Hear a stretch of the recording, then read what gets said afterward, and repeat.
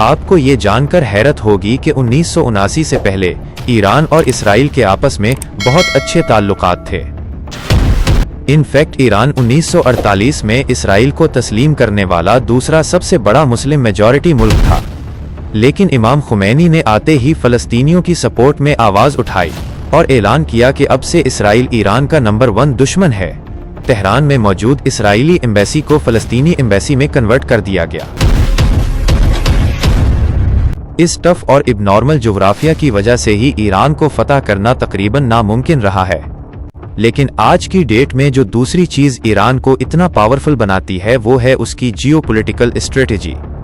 سب سے پہلے اگر ہم ایران کے ڈیموگرافکس کو دیکھیں تو اس کی پاپولیشن قریباً 9 کروڑ ہے، جس میں 95% شیعہ مسلم ہیں۔ ایران میں 62% لوگ پرشین ہیں، 16% آذری، 10% کرد اور باقی 12% بلوچ، لور، عرب اور ترکک ہیں۔ اب 1979 کے اسلامی انقلاب سے پہلے ایران ایک لبرل ملک تھا اور اس خطے میں امریکہ کا ایک بہت اسٹرانگ اتحادی بھی تھا۔ ایون اس زمانے میں امریکہ ایران کو ملٹری جیٹس تک سپلائی کیا کرتا تھا۔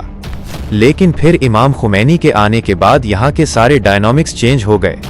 آپ کو یہ جان کر حیرت ہوگی کہ 1979 سے پہلے ایران اور اسرائیل کے آپس میں بہت اچھے تعلقات تھے۔ ان فیکٹ ایران 1948 میں اسرائیل کو تسلیم کرنے والا دوسرا سب سے بڑا مسلم میجورٹی ملک تھا، لیکن امام خمینی نے آتے ہی فلسطینیوں کی سپورٹ میں آواز اٹھائی اور اعلان کیا کہ اب سے اسرائیل ایران کا نمبر 1 دشمن ہے۔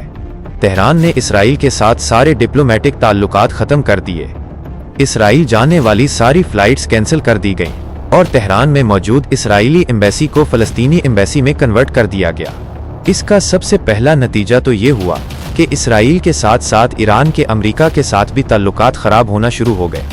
لیکن تعلقات کی یہ خرابی صرف اسرائیل اور امریکہ تک ہی نہیں رہی، بلکہ ایران کے گرد موجود ساری عرب ریاستیں بھی شیعہ انقلاب کے بعد الرٹ ہو چکی تھیں۔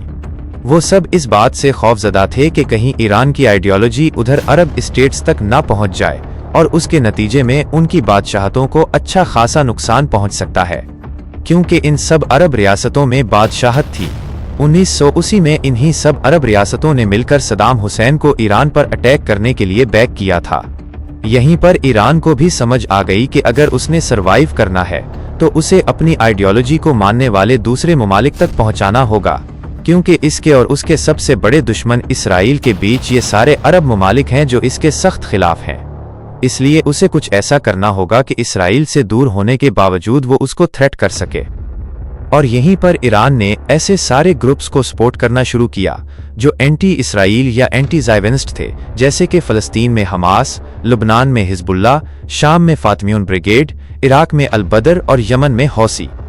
اس سارے نیٹ ورک کو دی ایکسس آف ریزسٹنس کہا جاتا ہے، اور اسی نیٹ ورک کے ذریعے ایران اسرائیل اور ایون عرب ممالک پر بھی پریشر رکھتا ہے کہ وہ ایران کے خلاف کوئی بھی قدم اٹھانے سے پہلے 1000 بار سوچیں۔ اسی لیے جب اسرائیل نے غزہ پر بمباری شروع کی تو ادھر لبنان سے حزب اللہ نے اسرائیل پر میزائل فائر کیے، اور یہاں یمنی حوثیوں نے ریڈ سی سے گزرنے والے اسرائیلی اور امریکی بحری جہازوں کو ڈرون سے ٹارگٹ کرنا شروع کر دیا۔ ایران کی اسی پروکسی وارفیئر اسٹریٹجی نے اسے کافی ڈینجرس بنا دیا ہے۔ اب وارفیئر اسٹریٹجی کی بات ہو ہی رہی ہے تو ایران کی ڈرون ٹیکنالوجی کا ذکر کرنا بہت ضروری ہے۔ جنوری 2024 میں جب حوثیوں کی طرف سے یہاں سے گزرنے والے کنٹینرز پر لگاتار ڈرون اٹیک کیے جا رہے تھے، تب فرانس نے یمن کے شاہد ڈرون کو گرانے کے لیے $1 ملین والا Aster 15 surface to air missile use کیا، جبکہ یمنی ڈرون کی کاسٹ صرف $20,000 تھی۔ یمنی حوثیوں کو یہ سارے ڈرونز ایران سپلائی کر رہا ہے، اور ان ڈرونز کی اتنی دھوم مچی ہے کہ روس یوکرین کے خلاف بھی انہی ایرانی ڈرونز کو استعمال کر رہا ہے۔ امریکی سینٹرل کمانڈ کی 2022 کی رپورٹ کے مطابق ایران کے پاس پورے مڈل ایسٹ میں سب سے زیادہ اور ماڈرن بیلسٹک میزائل ہیں۔ ایران کے سارے میزائل 2000 کلومیٹر تک اپنے ٹارگٹ کو ہٹ کر سکتے ہیں۔ تو مختصر یہ کہ اگر ہم ایران کی جغرافیہ، اس کی پروکسی اور اسٹریٹجی اور ڈرون ٹیکنالوجی کو دیکھیں تو اس کے باوجود کہ ایران پر ویسٹرن دنیا کی پابندیاں ہیں اور اس کی اکانومی آفیشیل گراؤنڈز پر بہت چھوٹی ہے، ایران ایک ایسے ملک کے طور پر سامنے آتا ہے جس کے پوٹینشل کے بارے میں بہت سی غیر یقینی صورتحال ہے، چاہے وہ اس کا نیوکلیئر پروگرام ہو، پروکسی نیٹ ورکس کی فنڈنگ ہو یا میزائل ٹیکنالوجی۔ ईरान के बारे में बहुत से गिरे एरियाज हैं जिनकी वजह से वेस्टर्न ममालिक इस पर डायरेक्ट अटैक करने से कतराते हैं। अगर हम सिर्फ यही एक पॉइंट को देखें कि दुनिया के 2 चौक पॉइंट्स स्ट्रेट ऑफ हॉर्मुज और बाबुल मंदिब ईरान की टारगेट रेंज में है, तो यही चीज इसे बहुत पावरफुल लिवरेज दे देती है।